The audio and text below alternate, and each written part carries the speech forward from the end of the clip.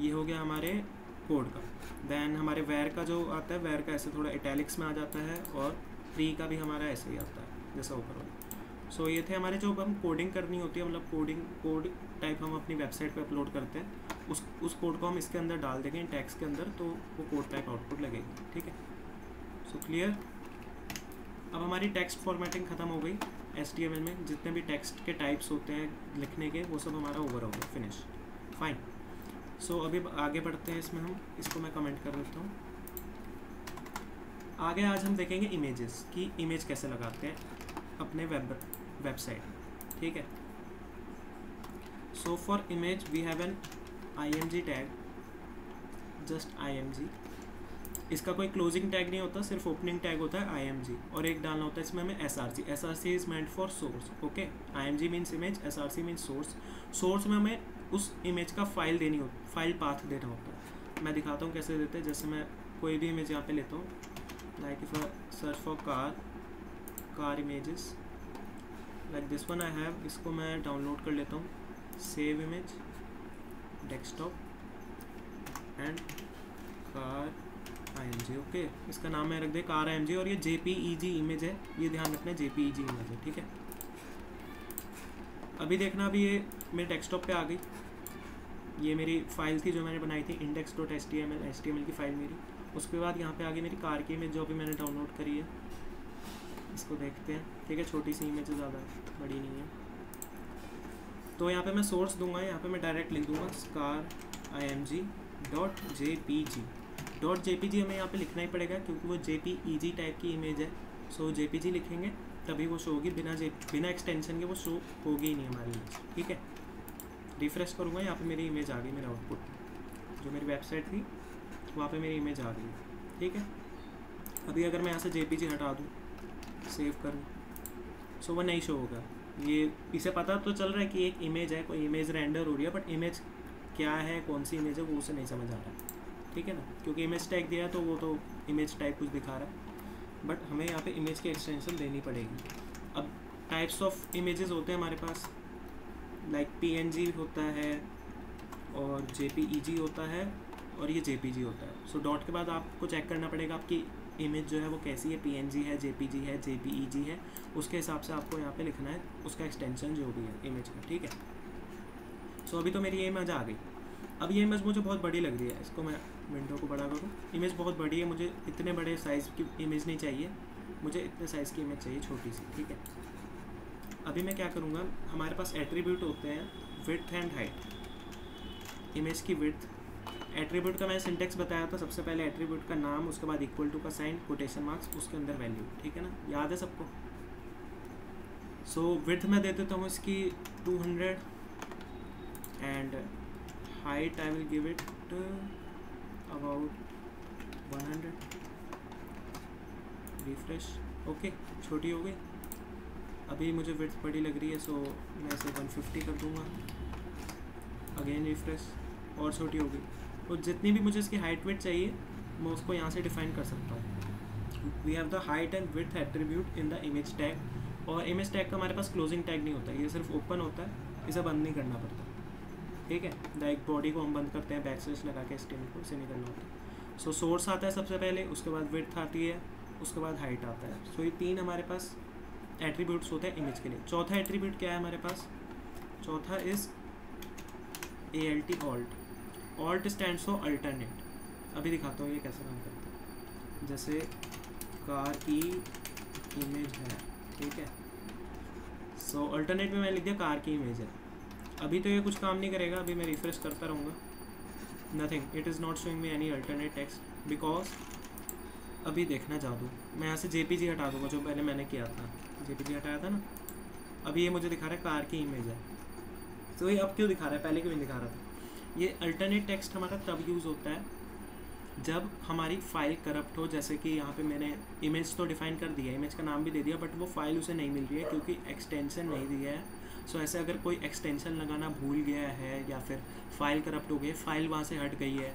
अभी मैं इस फाइल को यहाँ से हटा दूँ, यहाँ से रिसाइकल बिन में डाल देता हूँ अपनी इमेज की फ़ोटो को, तो वो नहीं पकड़ेगा क्योंकि कोड पकड़ेगा ही नहीं उसे, क्योंकि फाइल वहाँ पे है ही नहीं। तो वो क्या शो करेगा, मुझे अल्टरनेट टेक्स्ट शो करेगा, डेट इज़ कार की इमेज है।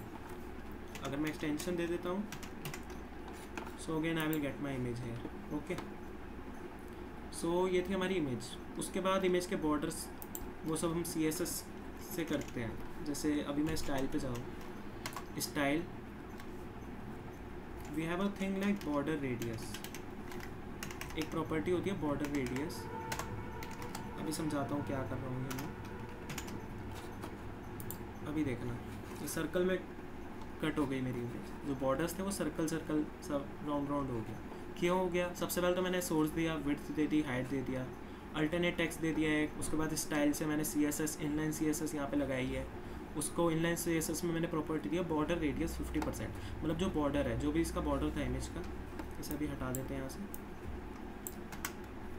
ठीक है, जो मेरी इमेज का ये बॉर्डर है, ये बॉर्डर, इसकी रेडियस हो जाए 50%, मतलब बीच में से यहाँ से 50% से आएगी। ठीक है, यहाँ से कट के। फिर just a minute,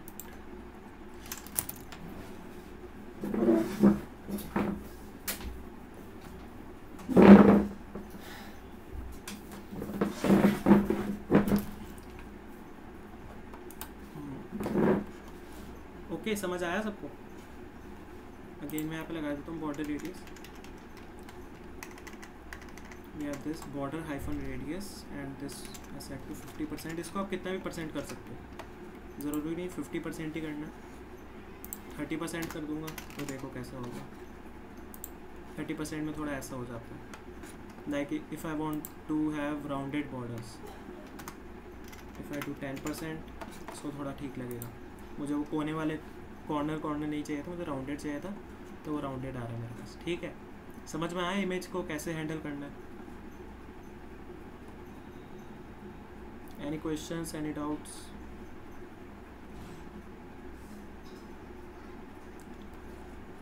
Yes or no? Anyone? Notes okay, fine. And last thing is, ये जो विड्थ और हाइट है, इसको हम यहाँ पे अगर मैं हटा भी दूँ इसे, मैं इसको यहाँ से हटा देता हूँ विड्थ और हाइट को। अभी ये फिर से उसी साइज़ का हो गया। मैं इसको CSS के अंदर भी डिफाइन कर सकता हूँ विड्थ और हाइट को। बॉर्डर रेडियस हटाते हैं।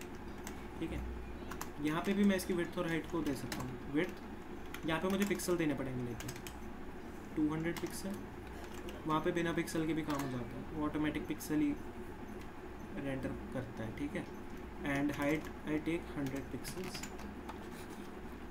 ठीक है, छोटी हो गई फिर से। वो CSS में भी पकड़ लेता है, और अगर आप सीधे एट्रीब्यूट लगाते हैं वो वहाँ से भी उसे पकड़ लेता है। बट मैं रिकमेंड करता हूँ कि CSS में यूज़ करो, क्योंकि आगे चल के पता चलेगी ये बात, क्यों ऐसा मैं क्यों कह रहा हूँ कि CSS में ही हाइट और विड्थ को स्पेसिफाई करो इमेज की। ठीक है, सो ये थी हमारी बेसिक इमेज। इमेज कैसे लेकर आनी है अपने कोड में, उसके बाद उसे रन कैसे कराना है, ऑल्टरनेट क्या होता है।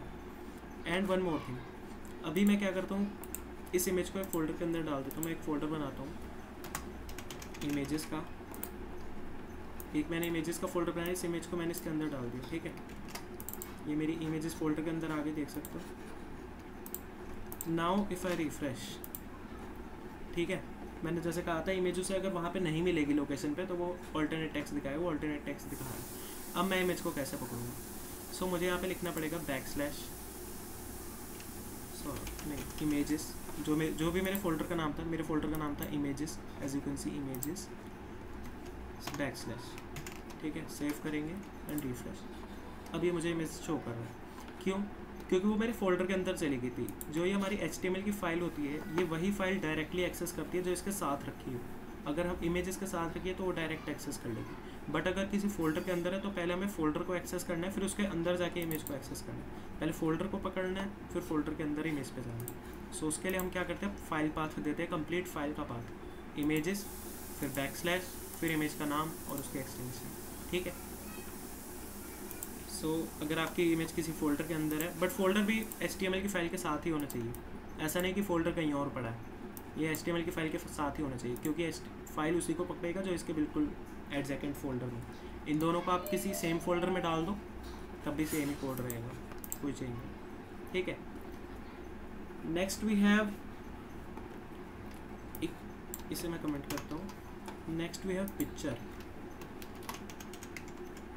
टैग। ओके, इसका मैं थोड़ा सा कोड लिख देता हूँ। फिर समझाते हैं। सोर्स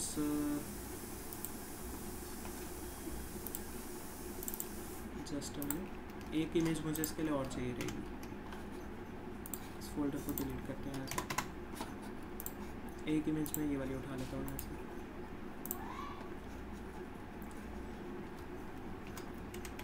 इमेज 2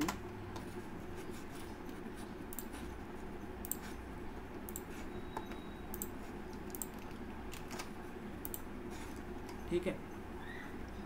सो अभी पिक्चर से मैं क्या करने वाला हूँ देखना आप लोग। यहाँ पे मैं लिखूँगा src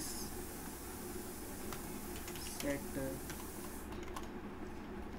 and we have other attribute that is media। ठीक है, सेम मैं कॉपी करूँगा और paste and then here I will be having an image like any other image, है ना। सो नाउ src सेट क्या है, ये बेसिकली पहले मैं दोनों पिक्चर्स का कंप्लीट ही कर देता हूँ वरना समझ में आएगा ही। कार इमेज थी हमारे पास और जेपीजी थी।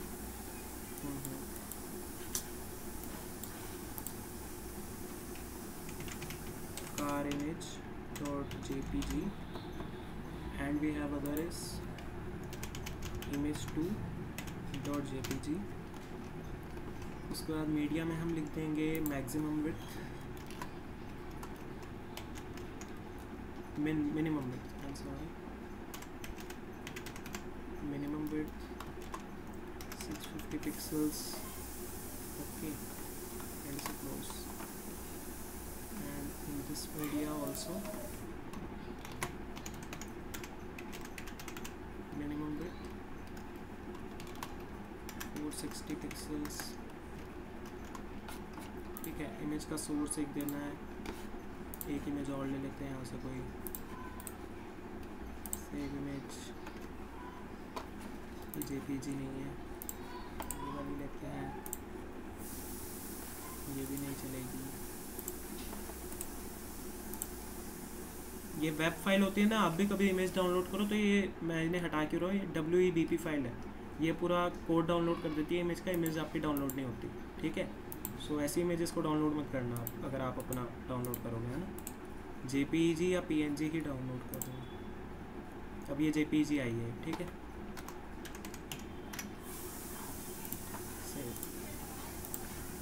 इसको मैं देता हूँ img3.jpg। फाइन, अभी देखते हैं क्या आउटपुट आता है। अभी मेरे पास ये आउटपुट आ रहा है, ठीक है। इसे मैं देख रहे हो ये चीज़। अभी यहाँ पे ये आउटपुट है। मैंने जैसे ही अपनी स्क्रीन को बड़ा करा तो वो मेरे को ये वाली कार दिखा रहा है। ठीक है, ये चेंज कैसे हो रही है। और अभी मैं इसको और छोटा करूँगा तो ये मुझे और दूसरी कार दिखाएगा।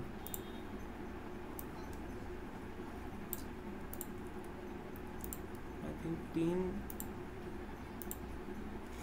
इमेज 2 एंड कार इमेज पर वर्क कर रहा है। Image 2 and car image and image 3 it is showing to image 2 ये शो करेगा 460 पिक्सल के बाद।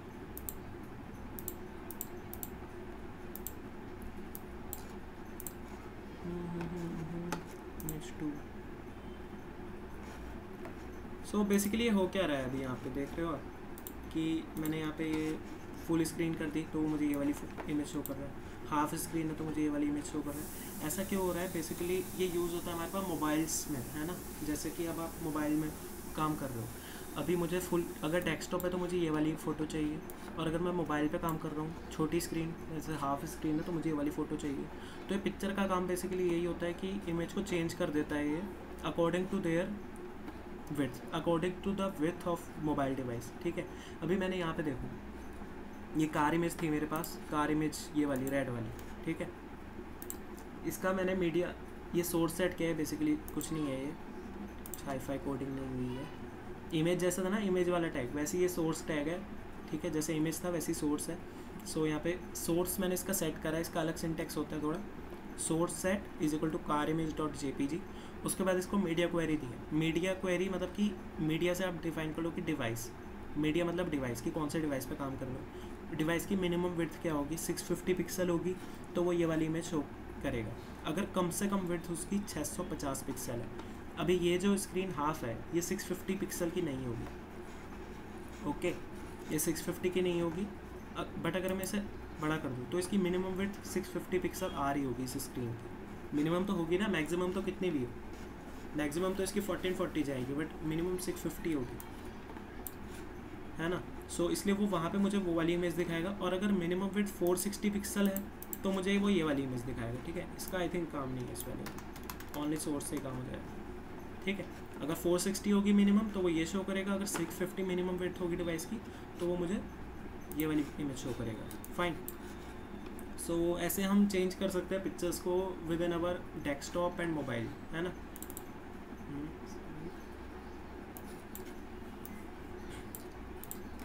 ठीक है, अभी मैं दिखाता हूँ। यहाँ पे हमारे पास ऑप्शन होता है क्रोम में, ये किसी भी मोबाइल में हम देख सकते हैं कैसे दिखती है। तो आईफोन में ऐसा, आईफोन में ये आ गई, ये वाली इमेज वापस आ गई, है ना। क्योंकि फ़ोन के लिए मुझे, फ़ोन में मुझे वो वाली पिक्चर दिखानी है।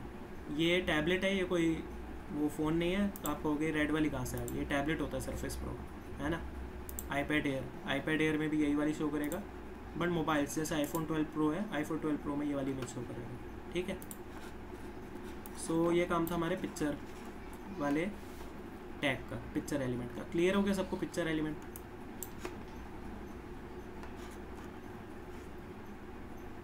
यस और नो?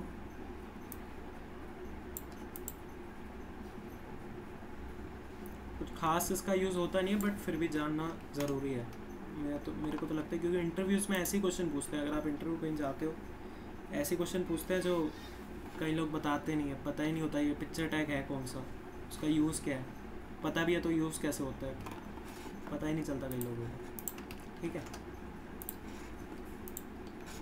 उसके बाद हम आ जाते हैं अपने एक थोड़े से इम्पॉर्टेंट चीज़ पे, that we will be using in our head, the first tag of our head, ठीक है, this one, this is what is this। अब आप सोच रहे हो ये मैं कहाँ से ले आया इतना सारा कोड, अभी समझाते हैं क्या चीज़ है। आप ये देखते हो कि ये मेरा टाइटल बार है, यहाँ पे एक छोटा सा जी लिखा आ रहा है, देख रहे हो, गूगल का जी बना आ रहा है, कैन यू सी दिस जी। और मेरे प्रोजेक्ट में क्या आ रहा है, ये अजीब सा ग्लोब टाइप बना हुआ आ रहा है। मुझे ग्लोब नहीं चाहिए, मुझे भी ऐसी कोई इमेज चाहिए, ठीक है।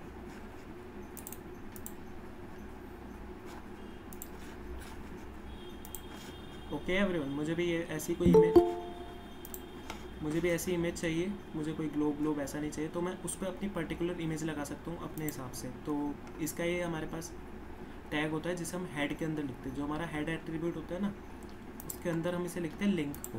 That is basically this is the syntax of this link. Rel stands for icon, basically इसे आइकन बोलते हैं। टाइप क्या हो गया, इमेज एक्स आइकन। ये सिंटेक्स है, इसे याद कर लेना या लिख लेना, ये भी काफ़ी बार पूछा जाता है। और कई सारी वेबसाइट, जो भी वेबसाइट्स होती हैं, जैसे इफ़ आई ओपन GFG की, that is Geeks for Geeks, यहाँ पे देख लो इनका भी अपना आइकन है ग्रीन कलर का। ये जो सेम आइकन है, सेम इन्होंने यहाँ पे लगा रखा है।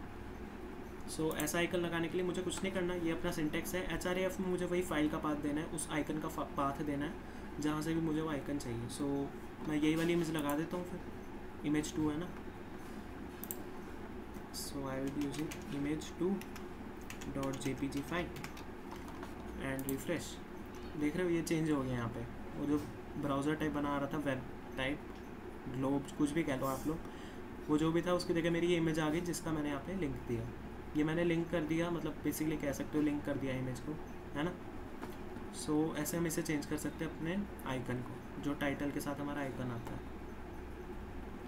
नेक्स्ट हम आ जाते हैं कलर्स पे। नेक्स्ट टॉपिक आज का है हमारा colours, COLORs, okay, not COLOURs, याद कर लो COLORs, फाइन। सो कलर्स कैसे काम करते हैं हमारे पास, अभी आप कहोगे कि कल कराया था मैंने, जैसे I am using this H1 tag, है ना, welcome, just write welcome, and you have to give inline CSS, here I will write color that would be red, fine। ठीक है, रेड कलर का वेलकम आ गया। अब एक तरीका तो ये है हमारे पास कलर देने का, किसी भी कोई भी चीज़ हो हमारे वेब पेज में उसे कलर करने का। एक तरीका तो ये है कलर को लिखने का, बेसिकली कलर को राइट करने का, ये रेड। सेकंड तरीका कौन सा है हमारे पास, मैं रेड नहीं लिखना चाहता, मुझे कोई स्पेशल कलर चाहिए। सो हमारे पास एक होता है हेक्स कोड। हेक्स कोड क्या होता है, बेसिकली इसका सिंटेक्स होता है हैशटैग से स्टार्ट होता है, उसके बाद 6 वैल्यूज़ ले सकता है हमारे पास, ए से लेकर एफ तक, A to F and 0 to 9। Okay, A to F and 0 to 9 हमें 6 वैल्यूज़ इसमें फिल करने हैं, कैसे भी किसी भी फॉर्मेट में, like A B then I write 2 3 0 0 not 0 0 write 2 4। Okay, ये हेक्स वैल्यू बन गई, देख रहे हो 6 होंगे कंप्लीट। ठीक है, hashtag then any 6 values from A to F and 0 to 9। Okay, so इनको आपको वैल्यूज़ को लिखना है, इनका मैं भी समझाऊंगा क्या होती हैं ये वैल्यूज़। इस वैल्यू को मैं आज पे लिख देता हूँ hashtag any value A B 0 1 2 4 5। ठीक है, नो आई रिफ्रेश, देख रहे हो ये कलर कौन सा आ गया, welcome again it came to black. अगर मैं 0 0 ले दूँ,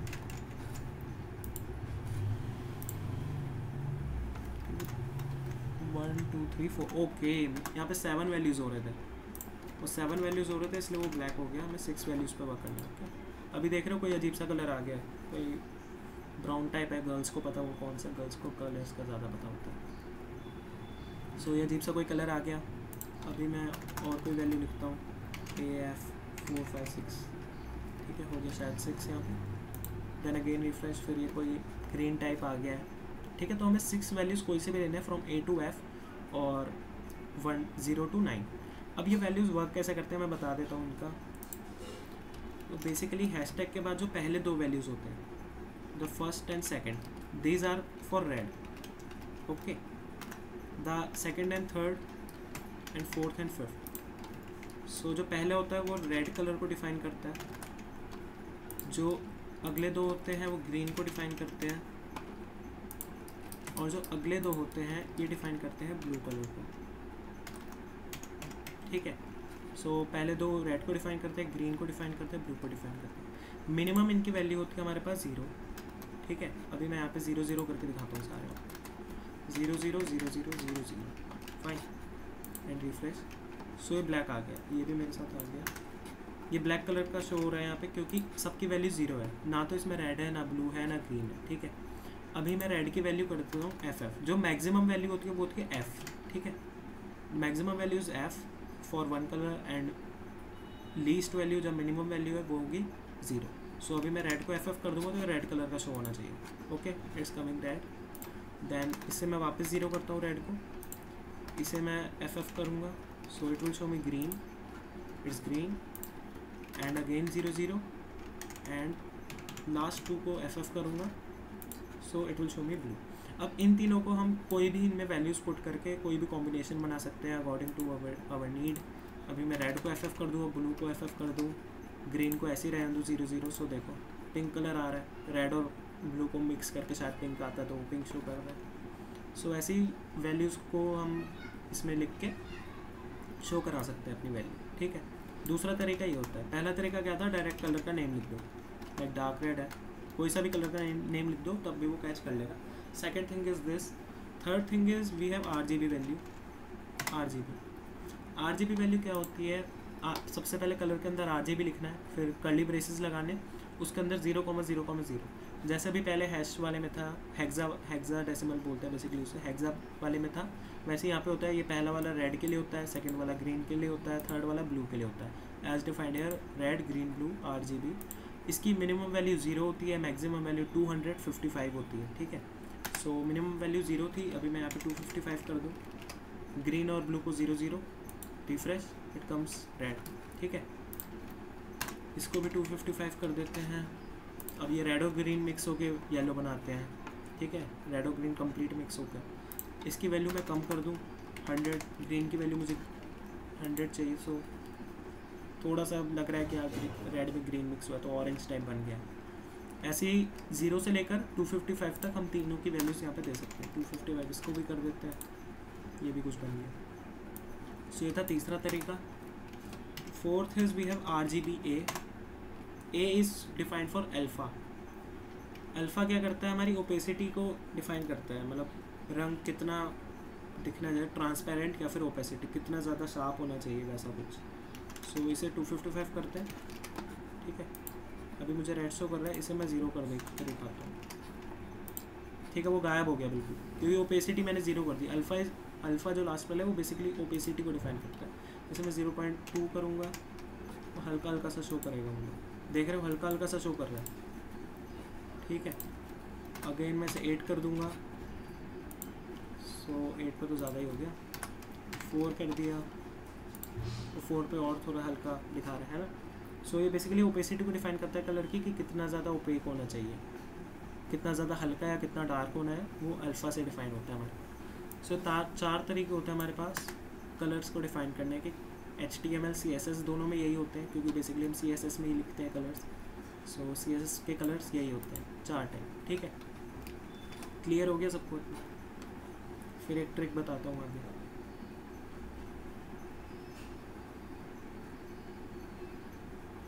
यस और नो? क्लियर? Okay, thanks. अभी मैं देख रहा हूँ यहाँ पे, इस वेबसाइट को खोल लेते हैं। अभी मुझे मान लो ये कलर पसंद आ रहा है बहुत ज़्यादा, ये गाड़ी का ब्लू वाला कलर, बट मुझे नहीं पता इसकी वैल्यू क्या है। ना तो मुझे एग्जैक्ट कलर का नाम पता, ना मुझे हेक्सा वैल्यू पता, ना RGB पता, ना RGBA पता, बट मुझे कलर पसंद आ रहा है। इसे मैं बड़ा कर लेता हूँ। कहाँ चला गया? ठीक है, कहाँ गया? हाँ जी, अभी मुझे ये कलर पसंद आ रहा है। सो अभी मैं क्या करूँगा, राइट क्लिक करूँगा ब्राउज़र पे, देन इंस्पेक्ट पे क्लिक करेंगे, ठीक है। इंस्पेक्ट आपका कुछ ऐसा शो नहीं होगा, मैं बता देता हूँ। अगर आप करोगे तो ये कुछ ऐसा शो होगा आपके कंप्यूटर में, ठीक है। ये बेसिकली क्रोम के डेवलपर टूल्स होते हैं, जो गूगल क्रोम है उन्होंने बना रखे डेवलपर टूल्स की। आगे और समझेंगे, एक क्लास पूरी इसी पे लगनी है, क्रोम डेवलपर टूल्स पे। एक क्लास में ये कंप्लीट समझेंगे क्या क्या होता है, कैसे यूज़ करते हैं। सो ये बेसिकली काम क्या होता है इनका, हमें कोड दिखाता है सारी पूरी वेबसाइट का। ये देख रहे हो, सारा HTML का कोड है, ये आ रहा है HTML डॉक्टर HTML हेड, क्योंकि हर वेबसाइट ऐसी बनी होती है, कुछ चेंज किसी में होता नहीं है, सब में ये ऐसे कोड होता है। HTML हेड स्क्रिप्ट का मतलब यहाँ पे जावास्क्रिप्ट यूज़ हुई है। ये सब सारे जावास्क्रिप्ट से ही फंक्शन बनाए हैं, क्योंकि सब डेटा कहीं से उठ के आ रहा है। सो अभी बेसिकली हम क्या करने आए थे, यहाँ पे कलर देखने आए थे। मैं इस गाड़ी का कलर चेक करने आया था। सो अभी मैं क्या करूँगा, यहाँ स्टाइल्स में जाऊँगा। यहाँ पे एक स्टाइल्स का फंक्शन मिलेगा। यहाँ पे एलिमेंट्स पे क्लिक, ये ध्यान रखना एलिमेंट्स पे क्लिक कर रखा हूँ। यहाँ पे स्टाइल्स मिलेंगे आपको, ठीक है। स्टाइल्स में क्या करना, नीचे स्क्रॉल करोगे ना, नीचे स्क्रॉल करोगे तो कहीं पे आपको कलर वलर मिल जाएगा। जैसे यहाँ पे इसका कलर इसने ट्रांसपेरेंट दे रखा है ना, और भी कहीं पे कलर मिल जाएगा कहीं ना, जैसे यहाँ देखो कलर, ये रहा कलर, बॉडी का कलर दे रखा है इन्होंने ब्लैक, RGBA वैल्यू है और ब्लैक कलर फिट है थोड़ी, है ना। सो अभी मैं क्या करूँगा, यहाँ पे एक छोटा सा स्क्वायर है, अगर आपको शो हो रहा हो स्क्रीन, छोटा सा ब्लैक कलर का स्क्वायर है, इस पर क्लिक करना है और ये मुझे ऐसा कुछ दिखाएगा, पॉपअप टाइप, है ना, छोटा सा पॉपअप दिखाएगा। यहाँ पे मैं क्या कर सकता हूँ, यहाँ पे एक पिक विथ कलर टूल होता है छोटा सा, ये नीचे को जाओगे इसमें आप, ये पिक विथ कलर टूल है, इसको क्लिक करना है और ये देखो, ये मेरे को जादू की छड़ी मिल गई। अभी मैं इसके ऊपर जाऊँगा, इस कार के हर एक पिक्सल को मैं देख सकता हूँ, देख रहे हो, हर एक पिक्सल का कलर इसमें आ रहा है। अभी इस वाली कार के भी हर एक पिक्सल का, ये कुछ मस्टैंग लिखा है, इसका भी कलर आ रहा है। अभी मुझे ये वाला कलर चाहिए तो मैं इस पर क्लिक कर दूँगा कलर के ऊपर। जैसे ही मैं क्लिक करूँगा यहाँ पे मुझे इसकी RGBA वैल्यू आ जाएगी, इस सेम कलर यहाँ पे शो हो जाएगा मुझे, एंड इसकी मुझे RGBA वैल्यू मिल जाएगी, red 0, green this, blue this. अगर मैं यहाँ पे टॉगल करूँगा, ये एरो दिख रहा है छोटा सा, यहाँ पे करोगे तो HSLA वैल्यू है, HWBA, ये अपने काम की नहीं है। Then we have the hex value, ये हेक्सा वैल्यू मिलेगी, RGBA, HSLA and HWBA। We have the hex value. Hex value को यहाँ से कॉपी करना है, यहाँ से कॉपी कर लेना है अपने भी, और अपने यहाँ कलर में जाके पेस्ट कर देना है, ठीक है। और रिफ़्रेश करना है, सेव करके रिफ़्रेश करना है, ठीक है। तो सेम कलर जो उस कार में था, जो मुझे कलर चाहिए था इस वाली कार से, कौन सी कार थी, ये वाली कार थी, यहाँ से जो मुझे कलर चाहिए था वो सेम कलर मुझे यहाँ पे मेरे कोड में मिल गया, मेरी जो वेबसाइट था उसमें मिल गया। ये दोबारा बताना कैसे किया, ओके मैं बता देता हूँ, थोड़ा क्लियर बता देता हूँ। सो जैसे मैं कलर्स ही खोल देता हूँ, ठीक है। अभी यहाँ पे ढेर सारे कलर्स हैं, कहीं भी कोई सी भी वेबसाइट हो, जैसे कोई और वेबसाइट है, जैसे वेबसाइट है colors.com है ना, किसी भी वेबसाइट में आप ये सेम चीज़ कर सकते हो, ठीक है। अभी मुझे इसका ये कलर बड़ा पसंद आ रहा है, ये सेम ब्लू, ठीक है, एनी ब्लू। अभी मुझे इसकी वैल्यू कुछ भी नहीं पता है। अभी मैं यहाँ पे राइट क्लिक करना है, कहीं भी स्क्रीन पर राइट क्लिक करो और ये नीचे लास्ट में एक इंस्पेक्ट का ऑप्शन आता है, INSPECT, इस पर क्लिक करना है, इंस्पेक्ट पे। ऐसा कुछ पैनल सा खुल जाएगा आपके पास भी, ठीक है। इसे अपने हिसाब से ऊपर नीचे कर सकते हो। फिर यहाँ पे एलिमेंट्स जो है ना, यहाँ पे बहुत सारे टैब्स हैं, elements, console, source, network, performance, memory. इसमें एलिमेंट्स पे रहना है आपको और स्टाइल्स पे जाना है, यहाँ स्टाइल्स पे रहना है। सो स्टाइल्स में नीचे नीचे जाते जाओगे, यहाँ पे कोई पे कलर्स मिल जाएगा आपको, जैसे ये है कलर ब्लैक, है ना, बॉडी का कलर ब्लैक हो रखा है। कहीं पे ऐसा मिले RGB है तो वो भी काम कर जाएगा। सो ये कलर यहाँ पे ब्लैक लिखा है ना, ब्लैक के आगे यहाँ पे एक छोटा सा स्क्वायर बना होगा, ज़रा सा, वो दिख भी नहीं रहा है क्योंकि ब्लैक कलर है ना। अगर मैं यहाँ RGB वाले का दिखाऊँ, यहाँ पे स्क्वायर बना हुआ है वाइट कलर का। सो इस पर क्लिक करना है स्क्वायर पे। देन एक और हमारे पास स्क्रीन खुलेगी, इसको हमें नीचे स्क्रॉल करना है। नीचे स्क्रॉल करने के बाद हमारे पास यहाँ पे एक पिक विद कलर का ऑप्शन है, ये पेंसिल टाइप है, यहाँ पे इस पर क्लिक करना है और ये हमारे पास आ जाएगा। अब मैं इसके स्क्रीन पे कहीं भी घुमा सकता हूँ, पूरे ऊपर भी, ऊपर नीचे कहीं भी इसे लेके जाओ, वो जो भी कलर आपको चाहिए। जैसे मुझे GoPro वाला पिंक कलर चाहिए, अभी मैं इस पर जाऊँगा और इस पर जाके मुझे करना है क्लिक, ठीक है। क्लिक करते ही ये पिंक कलर मेरे यहाँ पे आ गया। ये पिंक कलर की RGB वैल्यू आ गई, ये कोई और वैल्यू आ गई, ये भी वैल्यू है। और हमें हेक्स पे जाना है। इसको जब तक हमें हेक्स वाली नहीं मिलती है, हेक्स पे क्लिक, इस पर क्लिक करते रहना है इस एरो पे। फाइन, हेक्स वैल्यू मिलते ही इसे यहाँ से कॉपी कर लेना है। कॉपी करके अपने कोड में आप पेस्ट कर लो इसको, और पेस्ट के बाद अपने प्रोजेक्ट में आपको सेम कलर मिल जाएगा, ठीक है। अब क्लियर है, करके देखना खुद, तब समझ आएगा अच्छे से। Clear, fine. सो 4 टाइप्स के हमारे पास कलर होते हैं। या तो डायरेक्ट आप वैल्यू लिख दो, हेक्सा वैल्यू लिख दो, जो कि A से F तक होती है और 0 से 9 तक होती है। और उसके बाद RGB वैल्यू 0 से 255 और RGB A वैल्यू, RGB उसमें 255 तक होता है और A वैल्यू 1 से लेकर 0, 0.1, 0.2, 0.3 से 1 तक, है ना, वो बेसिकली होती है। सो ये थे हमारे कलर्स। जब हम CSS लिखेंगे एक्सटर्नल, तब भी यही सेम ही कलर्स यूज़ होंगे। सो अभी क्लियर कर दिया।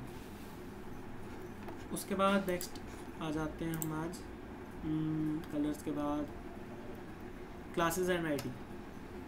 CSS का पार्ट है क्लास एंड ID, जो मैंने यहाँ पे I think class and ID, हाँ क्लास एंड ID करा देता है, ठीक है। सो क्या होता है हमारे पास, अभी मेरे पास 2 H1 टैग है। एक काम कर दो, मैं आपको वो दिखाता हूँ। कल वाले कोड में लास्ट में ना एक इशू हुआ था, मैं वो दिखाता हूँ आपको, है ना। Open file and I have this code here, जो कल मैंने कराया था, ठीक है। सो यहाँ पे कल मैंने 2 लिस्ट बनवाई थी, देख रहे हो यहाँ पे, ये लिस्ट हमने बनाई थी यहाँ पे, और इसको स्टाइल दिया था कुछ हमने। यहीं से समझते हैं क्लास एंड ID क्या होती है। इसको मुझे अलग ओपन करना पड़ेगा, यहाँ पे ओपन होगा, ये आगे मेरी लिस्ट। अभी मैंने क्या करा था, मैं नेविगेशन बार तो इधर बनाया था अनऑर्डर लिस्ट में, जो कल आए थे उन्हें याद होगा शायद, कि जो अनऑर्डर लिस्ट थी उसका मैं नेविगेशन बार बना रहा था मैं। सो वो तो बन गया था, पर साथ साथ में क्या हुआ, मैंने जो LI थी, जो लिस्ट आइटम थे हमारे, मैं लिस्ट आइटम को फ्लोट लेफ़्ट किया था, है ना, लिस्ट आइटम को फ्लोट लेफ़्ट किया था। तो क्या हुआ, जो ऑर्डर लिस्ट के लिस्ट आइटम थे वो भी लेफ़्ट में शिफ्ट हो गए, पर मैं नहीं चाहता कि ये लेफ़्ट में शिफ्ट हो, मुझे एक के नीचे एक चाहिए एज प्रीवियस। अभी अगर मैं इसे हटा दूँ यहाँ से, ठीक है, देखो अभी ये वापस वैसे ही आ गए। अभी अगर मैं फिर से CSS को ओपन करता हूँ तो वो दोनों ही उधर जा रहे हैं, बट मैं नहीं चाहता ये होंडा, फरारी, लैम्बोर्गिनी ये ऐसे जाए, फ्लोट नहीं होने चाहिए। सो उसके लिए हमारे पास क्या है, क्लासेस एंड ID है, और कंप्लीट CSS में यही यूज़ करना है हमें, क्लास और ID, ठीक है। अभी मैं क्या करूँगा, जो ये वाले लिस्ट आइटम है ना, अभी मैं चाहता हूँ कि ये वाले जो हैं ऐसे ना हो, शिफ्ट ना हो जाए, तो मैं क्या करूँगा, इन वाले लिस्ट आइटम को एक क्लास दे दूँगा,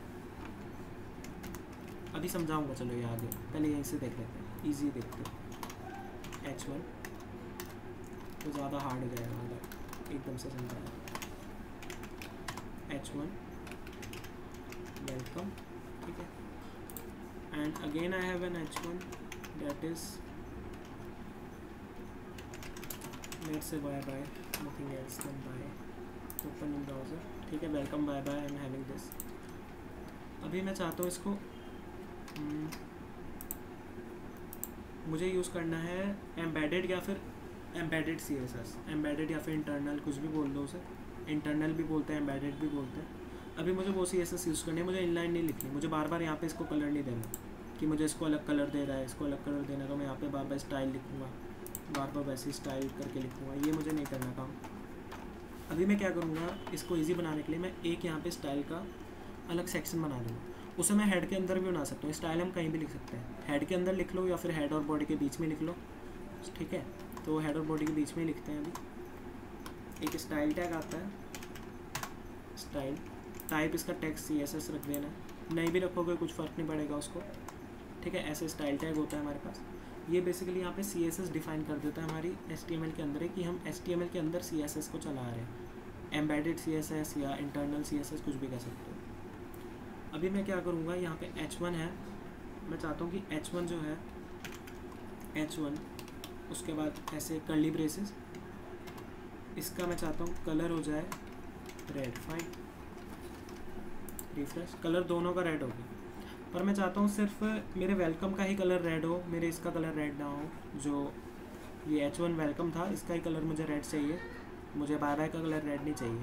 पर अगर मैं H1 लिखूँगा तो H1 का मतलब क्या है, दोनों H1 जितने भी हमारे पेज में जितने भी H1 है वो किसी को नहीं छोड़ेगा, वो सबको रेड कर देगा, क्योंकि मैंने यहाँ पे सीधे H1 लिख दिया, वो सबको रेड कर देगा। सो अगर मैं चाहता हूँ कि सिर्फ एक ही रेड हो, कोई बाकी के रेड ना हो, उसके लिए क्या करूँगा, मैं इस वाले H1 को मैं एक क्लास दे दूँगा, क्लास रेड, रेड क्या दे, कलर देना है, क्लास कलर दे दिया मैंने इसे। अभी समझाता हूँ क्या होता है। इन्हें हम बेसिकली बोलते हैं सिलेक्टर्स। ये जो मैं यहाँ लिख रहा हूँ ना, क्लास एंड ID, जो अभी पढ़ रहे हैं, क्लास एंड ID, ये होते हैं हमारे पास एलिमेंट सिलेक्टर्स, ठीक है। So these are called element selectors, classes and ID, फाइन। सो अभी क्या करा मैंने, यहाँ पे H1 को एक क्लास दे दी कलर, और यहाँ पे मैं क्लास को कॉल करूँगा सिर्फ, क्योंकि मुझे दूसरा H1 तो चाहिए नहीं, तो मैं इसकी क्लास को कॉल कर लेता हूँ। ये एट्रीब्यूट होता है क्लास, ठीक है। क्लास को कॉल करने के लिए हमें क्या लिखना पड़ता है, डॉट, एक डॉट लगाएंगे और अपनी क्लास का नाम जो भी मैंने नाम दिया था COLOR, ये क्या COLOR, ठीक है। उसके बाद सेम वही कर्ली ब्रेसेस लगाने, उसके अंदर मैं दे दूँगा value colour that is red, अभी देखना, ओके। सो जिस पे मैंने क्लास दी थी कलर, सिर्फ वही रेड कलर का हुआ है और कुछ कलर उसका रेड नहीं हुआ है, ठीक है। ये जो क्लासेस और ये ना हम किसी भी एलिमेंट पे लगा सकते हैं। जैसे अब मैं चाहता हूँ एक पैराग्राफ चाहिए मुझे, अभी मैं यहाँ पे एक पैराग्राफ लिख देता हूँ P टैग से, वही अपना पुराना लॉरेन जो ऑटोमेटिक आ जाता है लॉरेन, ठीक है। इसको भी अभी मैं दिखाता हूँ। So I am getting this black colour. अभी मैं चाहता हूँ मुझे ये भी रेड कलर में चाहिए, यहाँ पे मैं इसे सेम क्लास दे दूँगा, क्लास कलर जो हमने ऊपर वाले को दी थी वेलकम को, ठीक है। अभी रिफ्रेश करूँगा तो ये भी रेड कलर का होगा। अभी मैं यहाँ पे सेम क्लास लगा दूँगा, ये भी रेड कलर का हो जाएगा, ठीक है। सो ये तो थी हमारी क्लास की, क्लास को कैसे लिखना होता है, समझ में आगे सबकी, क्योंकि ये बहुत यूज़फुल चीज़ है। एक्सटर्नल CSS में भी हमें आगे यही चीज़ करनी है, इसके बिना तो समझ लो होगा ही नहीं कुछ भी आगे। पैराग्राफ हटा दिया मैंने, क्लास लगी हुई है यहाँ पे कलर, देन कलर यहाँ पे कॉल हो रहा है। क्लास कैसे कॉल होती है, डॉट लगा के कॉल होती है, यहाँ पे डॉट सिंबल लगाना पड़ता है, फुल स्टॉप वाला जो होता है, फिर कलर, क्लास का नाम, फिर उसके अंदर जो भी हमें प्रॉपर्टी देनी है। तो वो जो क्लास जिस पे लगी होती है ना, जैसे क्लास अभी H1 पे लगे तो वो H1 के अंदर जो भी कंटेंट है उस पर लग जाएगा, जो भी प्रॉपर्टी हम यहाँ लिखेंगे ना वो यहाँ लग जाएगा, जो हम अभी इनलाइन CSS में लिख रहे थे, जो हम अभी स्टाइल करके लिख लेते हैं, हमें स्टाइल करके लिखने की ज़रूरत नहीं है ना। अभी क्या था, अभी मैं यहाँ पे स्टाइल लिखता, फिर मुझे पैराग्राफ में फिर से रेड कलर चाहिए था, मुझे वहाँ भी स्टाइल लिखना पड़ता है ना। तो मुझे बार बार स्टाइल लिखने की ज़रूरत नहीं है, जहाँ भी मुझे रेड कलर कराना है मैं वहाँ पे क्लास दे दूँगा, क्लास का नाम दे दूँगा कलर, और वो कलर यहाँ से जाके मेरा पकड़ लेगा कि कलर की जो वैल्यू प्रॉपर्टी लगानी है वो मैं रेड कलर की प्रॉपर्टी लगानी है। समझ में आया?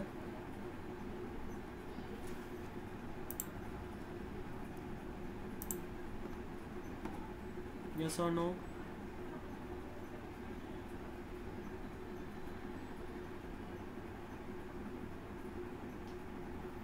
Okay, so this was our class and what about ID now? ID भी सेम होती है। अब मैं मान लो इस H1 को मैं आईडी देता हूँ, दिस इज आईडी, इसको आईडी देता हूँ मैं क्या आईडी दे इसे, फॉन्ट, कि मुझे इसका फॉन्ट साइज चेंज करना है। ठीक है, ये आईडी दे दी मैंने इसे फॉन्ट।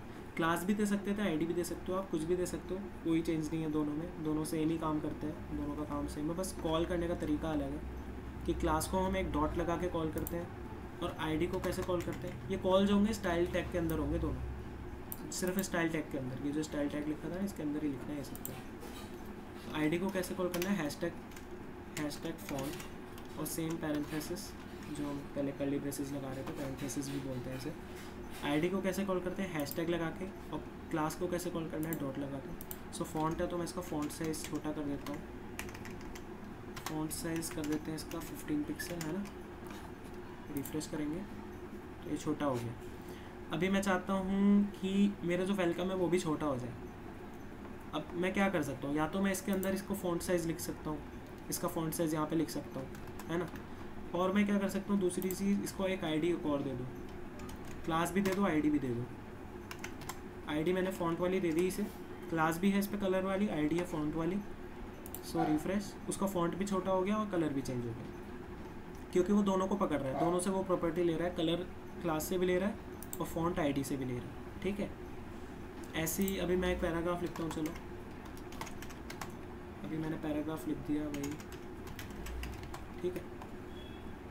इसको अभी मैं चाहता हूँ रिफ्रेश, इसका मुझे फॉन्ट करना है 15 पिक्सल। अब या तो मैं फिर से अपना इनलाइन CSS लिख के यहाँ फॉन्ट साइज़ और वो सब लिख कंप्लीट नहीं करना, वैसे तो हम सीधे लिखेंगे अपना आईडी जो मैंने पहले ही बना रखा था 15 पिक्सल, सॉरी 15 पिक्सल नहीं, फॉन्ट, आईडी का नाम था फॉन्ट। रिफ्रेश करेगा 15 पिक्सल हो गया, ज़्यादा कुछ फ़र्क नहीं लग रहा है उसमें, पर वो हो गया। यहाँ से अगर मैं चेंज करूँगा, मैं यहाँ पे चेंज करूँगा ना, जैसे 15 का मैं 0 करूँगा, 10 करूँगा इसे मैं, तो वो सब पे एप्लीकेबल होगा, क्योंकि ये आईडी जो है तीनों में लगी है, इसमें भी लगी है, इसमें भी लगी है, इसमें भी लगी है, वो तीनों पे एक ही बार में काम कर जाएगा। रिफ्रेश करा मैंने, तीनों एक बार में स्मॉल होगा, क्योंकि वो तीनों पे एक साथ काम करें, मुझे सबके बार बार जाके इनलाइन CSS नहीं लिखना। ठीक है, क्लियर हो गया सबको। क्लासेस एंड आईडी, क्लास को हम डॉट से कॉल करते हैं और जो आईडी होती है उसे हैशटैग से कॉल करते हैं। ठीक हो गया कैसे यूज़ होता है class and ID.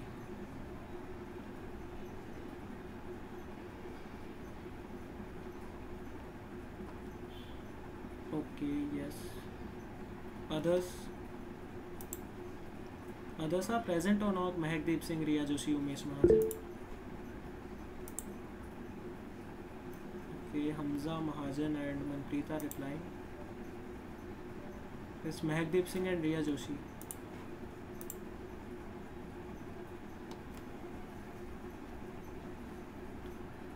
Okay fine. So ये थे हमारे पास क्लासेस एंड आईडीज़, इनका बहुत यूज़ होने वाला है आगे चल के, आगे देखना बस। नेक्स्ट अभी हम देखते हैं बैकग्राउंड्स।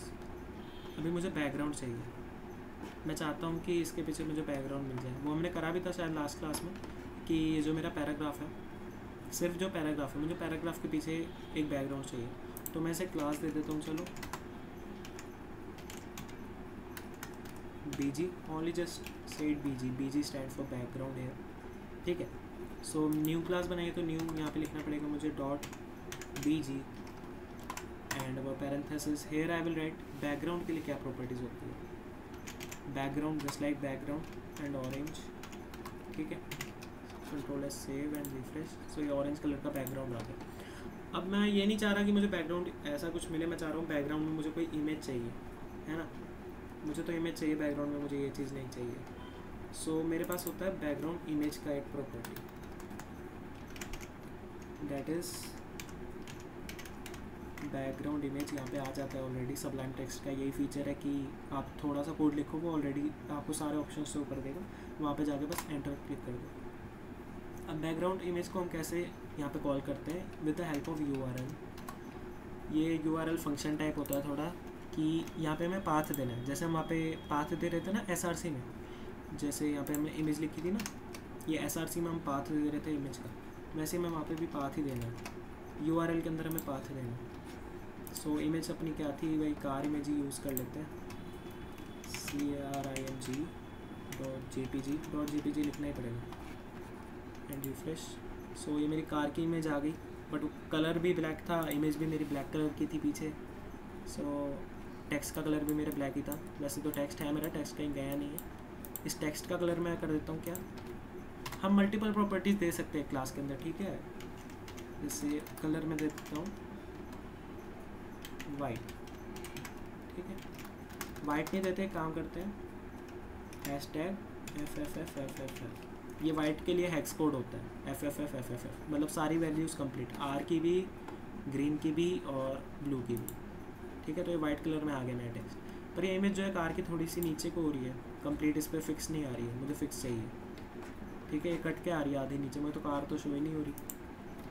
उसके लिए मेरे पास होती है बैकग्राउंड साइज़ की प्रॉपर्टी, BACKGROUND, स्पेलिंग में गलत करना आप लोग को। We are background size that is cover, let's refresh. अच्छा वो कार की इमेज ऐसी है, ओके नो इशू, वो यहाँ पे आएगा नहीं क्योंकि साइज़ काफ़ी छोटा है इसका स्क्रीन का, है ना। ऐसे तो और भी छोटा हो जाएगा, नो इशू। सो अभी हम क्या करते हैं यहाँ पे बैकग्राउंड इमेज, मैं आपको सीधे बैकग्राउंड ही दिखाता हूँ कैसे लगाते हैं। अभी इमेज पे हटा देते हैं, सारी इमेज इन सबको हटाता हूँ यहाँ से, ठीक है। कमेंट कर देते हैं सब चीज़, इसे भी सबको कमेंट कर देते हैं और इसे भी हटा ही देते हैं, कमेंट कर दो इसे भी। अभी मुझे मेरी बॉडी पे बैकग्राउंड चाहिए, कुछ नहीं चाहिए मुझे, बॉडी पे बैकग्राउंड चाहिए। यहाँ पे मुझे एक बैकग्राउंड इमेज चाहिए बड़ी सी कंप्लीट। सो बॉडी जो है, बॉडी को एक क्लास दे दूँ। बॉडी को क्लास देने की फ़ायदा ही नहीं, क्योंकि बॉडी तो एक ही होती है पूरे एलिमेंट में। जो हमारा पूरा जितना भी कोड है पूरे में एक ही बॉडी होती है, बॉडी कोई 4-5 तो होती नहीं है। सो सीधे हम क्या लिखेंगे अपने स्टाइल के अंदर, बॉडी, ठीक है, क्योंकि मुझे बॉडी में वो लगाना है। Then we have background, that is background image. Directly अगर मैं बैकग्राउंड लिख के करता तब भी हो जाता, बैकग्राउंड लिख के हम इमेज भी कॉल कर सकते हैं, कलर भी कॉल कर सकते हैं, बट बैकग्राउंड इमेज ही लिखना चाहिए वैसे। वी हैव URL, इमेज का नाम क्या था, इमेज का नाम था कार image.jpg।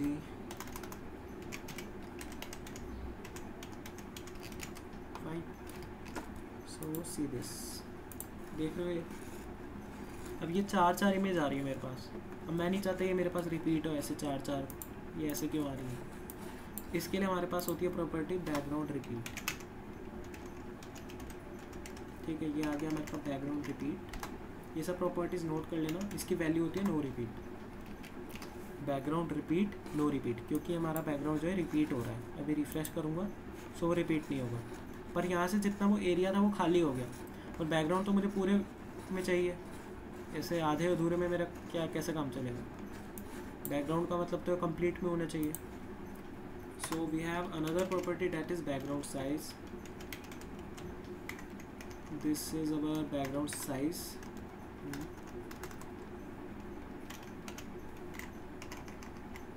ठीक है, बैकग्राउंड साइज की प्रॉपर वैल्यू में डालिए कवर।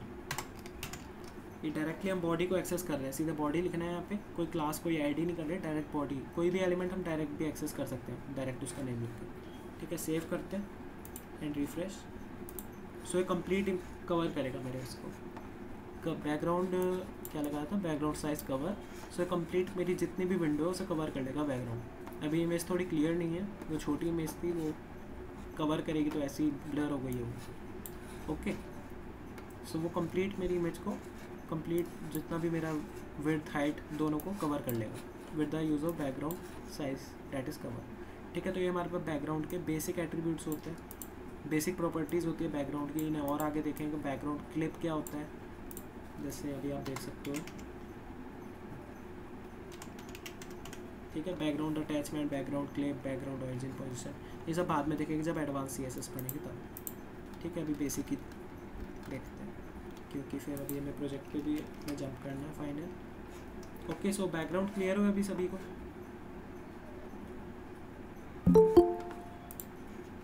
यस और नो? बैकग्राउंड्स ID क्लासेस, ठीक है। ओके, ये बैकग्राउंड हम पर्टिकुलर किसी सेक्शन में भी बना सकते हैं। आगे हम सेक्शंस बनाएंगे क्योंकि वेबसाइट में सेक्शंस बहुत होते हैं। मैं आपको दिखाता हूँ मेरी वेबसाइट जो मैंने बनाई है और वो अभी लाइव है गूगल पे, डेट इज़ www.mbimagingsolutions.com। ये मेरी बनाई हुई वेबसाइट है। सो देख रहे हो सेक्शंस है कंप्लीट, ये एक कंप्लीट सेक्शन है और ये बैकग्राउंड इमेज ही लगी हुई है। ये देख रहे हो इम्प्रूविंग बेटर हेल्थ के, ये बैकग्राउंड इमेज लगी हुई है यहाँ पे, और ये मूव भी हो रही है, ये मूव नहीं हो रही है, फिक्स है वहाँ पे। तो वो बैकग्राउंड अटैचमेंट की एक प्रॉपर्टी होती है, वहाँ से वो अटैच हो जाती है फिक्स, ठीक है। Then we have like something like this, fine. This you can see animations, this is done by animations, opacity effect. Then we have this footer, ये लिस्ट होती है, जैसे मैंने कहा था ना लिस्ट का यूज़। ये जो हमने ऊपर बनाया ना ये भी लिस्ट से ही बनाया।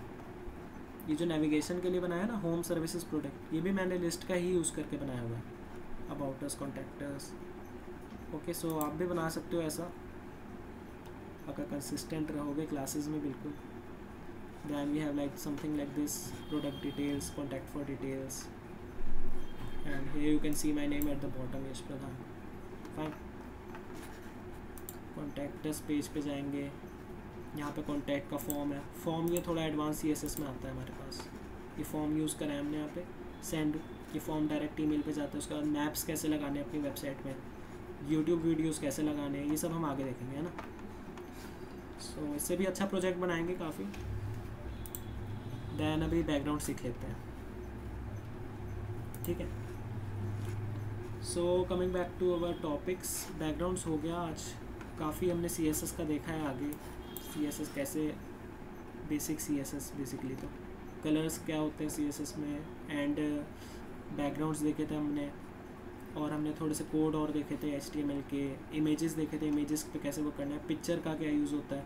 पिक्चर मतलब यूज़ उतना नहीं होता, आपको बस ध्यान रखना है होता क्या, क्योंकि इंटरव्यूज़ में कई पूछ लिया तो आप फंस जाओगे वहाँ पे, ठीक है। पिक्चर कैसे यूज़ होता है, क्या क्यों यूज़ करते हैं, कि डिवाइस जब हमारे पास छोटी डिवाइस होती है तो इमेज वो चेंज कर देता है according to the width of the device, ठीक है। दैन कलर्स देखे ही थे अभी, और ID क्लासेस देखे थे। एक चीज़ और आज देख लेते हैं हम, इसको बॉडी तो मैं फिर से कनेक्ट करते हैं एंड रिफ्रेश।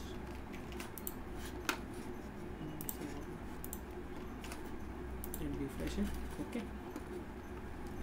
सो अभी हम थोड़ी HTML पे वापस जंप करते हैं। HTML पे इसलिए जंप करवा रहा हूँ, थोड़े और बेसिक चीज़ें हैं, फिर हमारी HTML एक तरीके से कंप्लीट हो जाएगी जो बेसिक HTML है। उसके बाद हमारे पास फॉर्म्स बचेंगे, यूट्यूब वीडियोस बचेंगे, canvas and SVG, only 4 topics and 5, 6 audio and image, audio and video.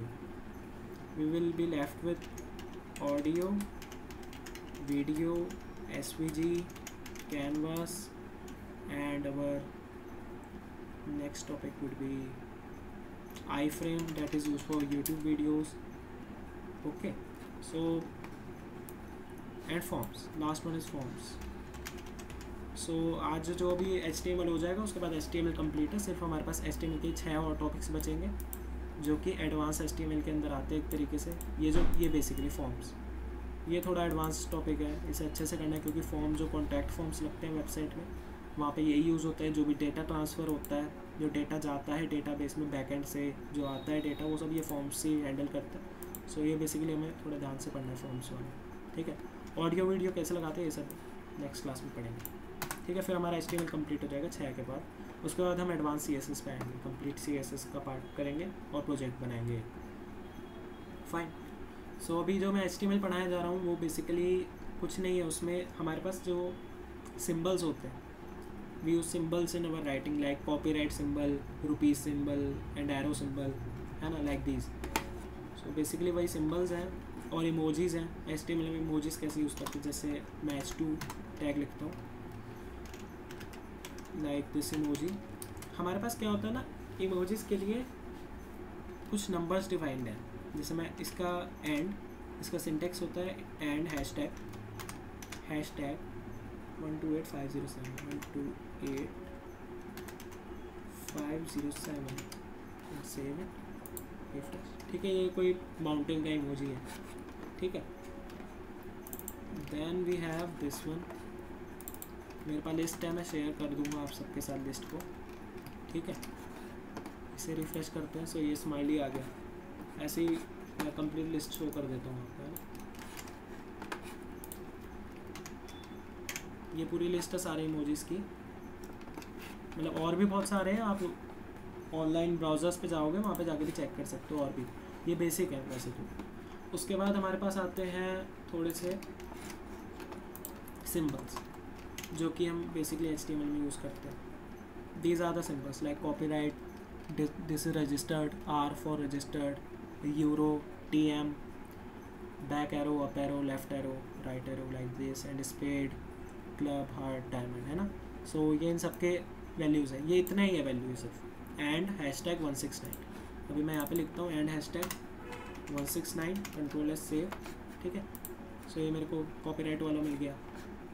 और कौन सा था, 8364, है ना, फेराइट 8364, क्योंकि ये सब कीबोर्ड में नहीं मिलते, फिर लोग पूछते हैं कि ये कहाँ पे हम कॉपीराइट का लगाना चाह रहे हैं, ये रजिस्टर्ड का लगाना चाह रहे हैं अपनी वेबसाइट में, हम कहाँ से लाएँ, ये सब सिंबल्स कहाँ से हैं। तो वो सिंबल्स के ये वैल्यूज़ हैं, इमोजीज़ के ये वैल्यू, ठीक है।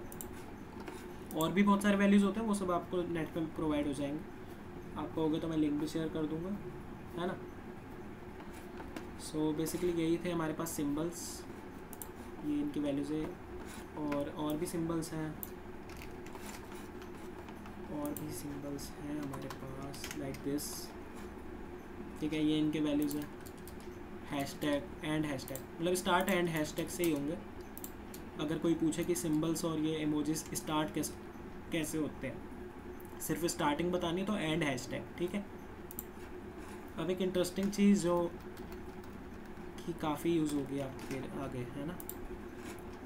अभी जैसे मैं यहाँ लिखता हूँ वेलकम टू कोडिंग मगर्स, बहुत बार वेलकम हो गया वैसे आप लोगों का, वेलकम टू कोडिंग मगर्स मैंने कई बार लिख दिया यहाँ पे। अभी देखना मैं यहाँ पे स्पेस दूंगा 1 2 3 4 5 6 7 8 9 10, ठीक है। ये मैंने इतना सारा स्पेस दे दिया, पर यहाँ पे मैं कोई फ़र्क नहीं पड़ रहा। मैं सेव भी कर दिया, ऐसा नहीं मैं सेव नहीं करा, सेव कर दिया है, पर यहाँ पे कोई फ़र्क नहीं पड़ रहा, ठीक है। ये सिंगल स्पेस है यहाँ पे, बट मैंने यहाँ पे स्पेस इतना सारा दिया, ऐसा क्यों। सो यही होता है हमारे HTML में, आप कितना स्पेस दे लो किसी भी एलिमेंट के बीच में, वो वहाँ पे ब्राउज़र में स्पेस शो नहीं करेगा।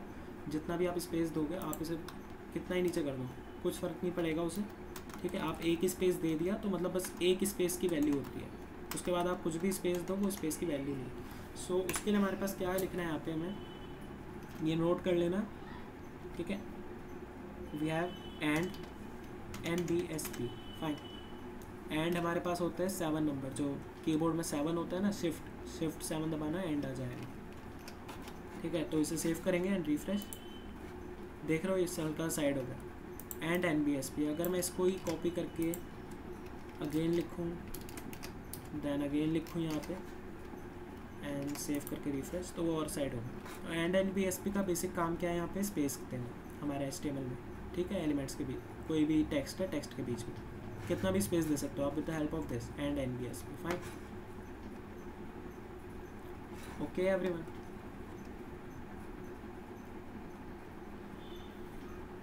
yes or no?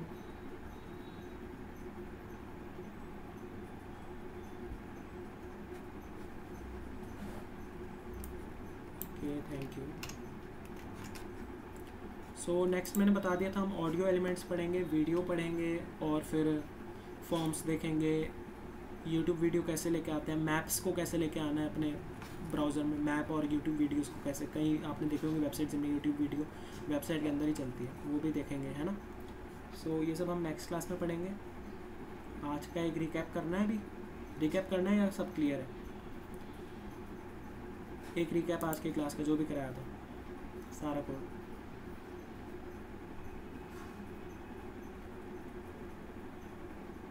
यस और नो जो लेट आए थे उनके लिए,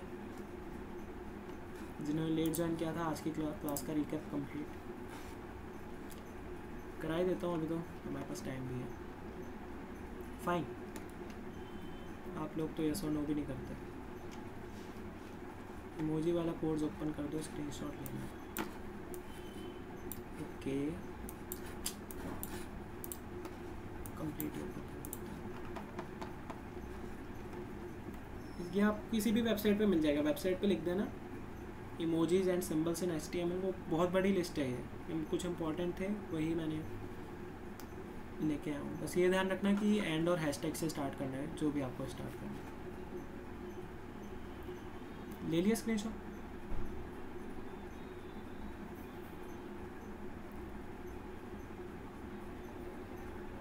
ओके फाइन, ठीक है। सो जो अभी मैं देख रहा हूँ कई सारे बच्चे लेट आए हुए हैं, Sandeep Saini and this Nisha Kumari I think, है ना, इनका शायद लीव हो गया था। सो इनको रिकैप कराते हैं आज की क्लास का, क्या हुआ है हमारी क्लास में आज। सो फर्स्टली हमने देखा, इसे सबको हटा देता हूँ मैं, ठीक है। सो द फर्स्ट थिंग हमने देखी कि ये कुछ कोड्स होते हैं जिससे हम कंप्यूटर टाइप कोड लिख सकते हैं। जैसे ये जो मेरा नॉर्मल टेक्स्ट है ये इससे थोड़ा अलग है, थोड़ा कंप्यूटर टाइप लग रहा है कि हाँ थोड़ा कंप्यूटर वाला फॉन्ट है। सो इसके लिए हमारे पास कोड एलिमेंट है, KBD है, SAMP है, var है, pre है, ठीक है। उसके बाद हमने देखा इमेज कैसे लगानी है अपने कोड में। इमेज का हमारे पास एट्रीब्यूट है source, SRC, alternate text, car की इमेज है। अभी वो पकड़ नहीं रहा है क्योंकि वो कोई फोल्डर नहीं है, पाथ हमने फोल्डर दे दिया था ना फोल्डर के अंदर। अगर फोल्डर के अंदर हमारी इमेज है तो हमें ऐसे लिखना पड़ेगा इमेजेस स्लैश, जो भी फोल्डर का नाम फिर एक स्लैश, ठीक है। और अगर फोल्डर के अंदर नहीं है, हमारे सीधे HTML फाइल के पास है, तो सेव एंड रिफ्रेश, तो ये हमारी इमेज डायरेक्ट से होगी, ठीक है। उसको हम स्टाइल जो इनलाइन CSS है उसकी मदद से हम विड्थ दे सकते हैं, हाइट दे सकते हैं। इसको अगर मैं एक क्लास दे दूँ ना यहाँ पे, क्लास और ID, उसके बाद मैं उसे यहाँ भी दे सकता हूँ विड्थ और हाइट, उसमें कोई चक्कर नहीं है, ठीक है। यहाँ पे सीधे क्लास और ID दो और यहाँ पे भी आप हाइट और विड्थ डिफाइन कर सकते हो इमेज के साथ कुछ भी। सो स्टाइल यहीं पे मैंने इनलाइन में दिया था अभी, विड्थ और हाइट। सो यहाँ से मैंने इसकी विड्थ और हाइट सेट की थी, ठीक है। Then we had our picture tag.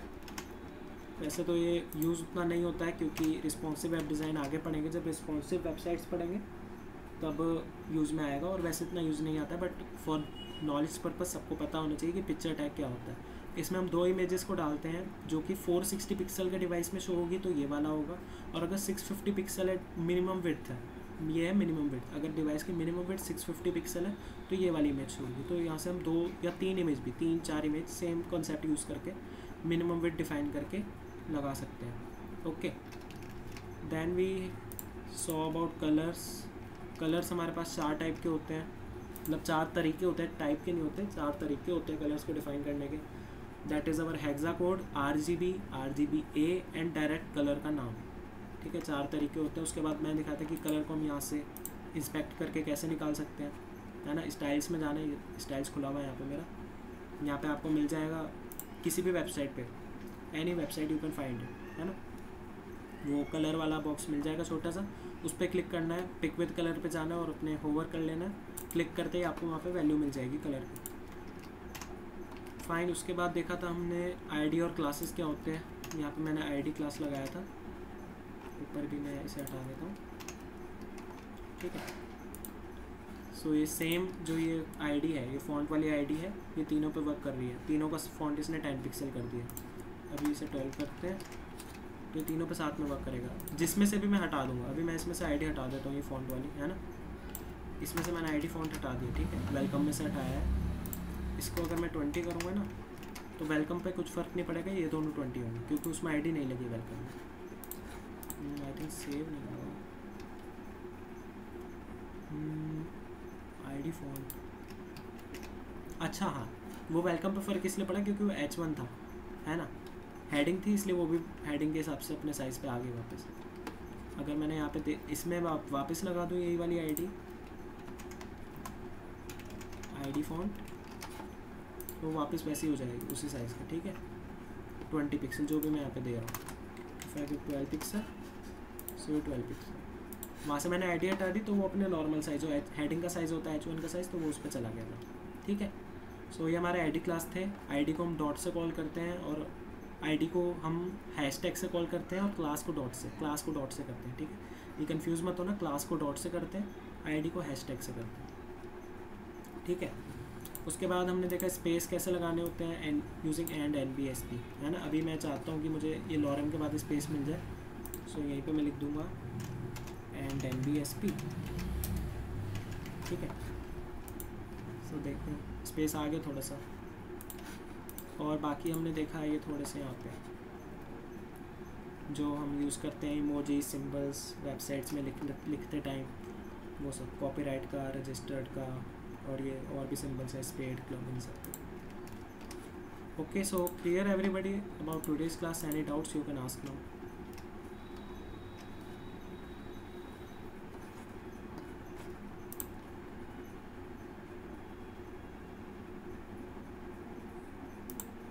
Clear, others clear or any doubts? Okay, others clear or any doubt? Yes, are you having any doubt, Hamza?